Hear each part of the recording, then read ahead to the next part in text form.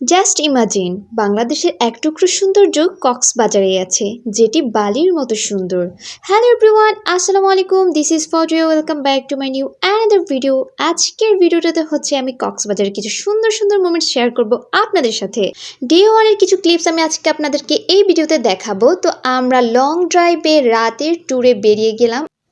অনেক বেশি এনজয় করার পর ঘুমের মধ্যে দিয়ে আমরা কক্সবাজারে পৌঁছে গেলাম। দেন এই তো একদম খুব সকাল সকাল আমরা কক্সবাজারে পৌঁছে গিয়েছি। আর এখন হচ্ছে আমরা কলাতলি বিচে নেমে যাব। আর ওখান থেকেই হচ্ছে আমরা একটা রিসোর্ট ভাড়া করব। ঘুম থেকে উঠে খুব সুন্দর সুন্দর ক্লিপস নেওয়া শুরু করেছি আর হচ্ছে আপনাদের সাথে জন্য শেয়ার করছি।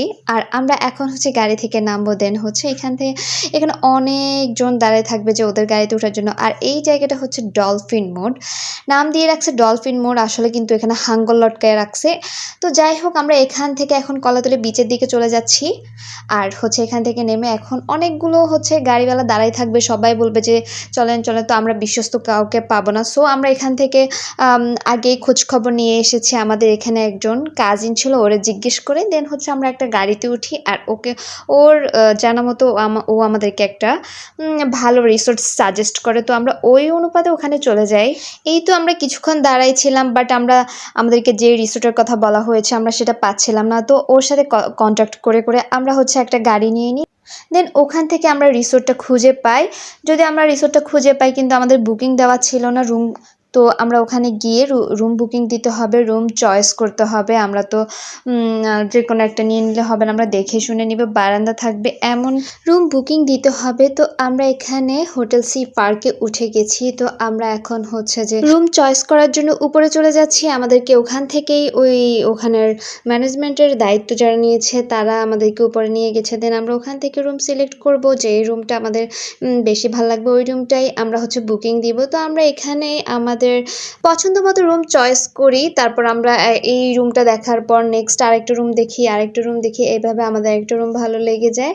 তো হচ্ছে আমি যে রুমটাতে আমার বারান্দাটা একটু বেশি ভালো লাগছে সেটাই আমি চয়েস করে নিয়ে নিই। দেন এখানে হচ্ছে আমরা বুকিং নিয়ে নিয়েছি। আর আমরা একটা সুন্দর একটা ঘুম দিয়ে বিচে চলে যাই। আর বিচে যাওয়ার পর হচ্ছে যে মনটা একদমই অনেক শান্তি শান্তি একটা ভাব লেগেছিল।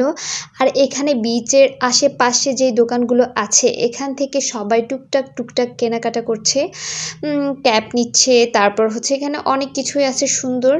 আর হচ্ছে আমরা এভাবে হাঁটতে হাঁটতে বিচের কাছে চলে যাই।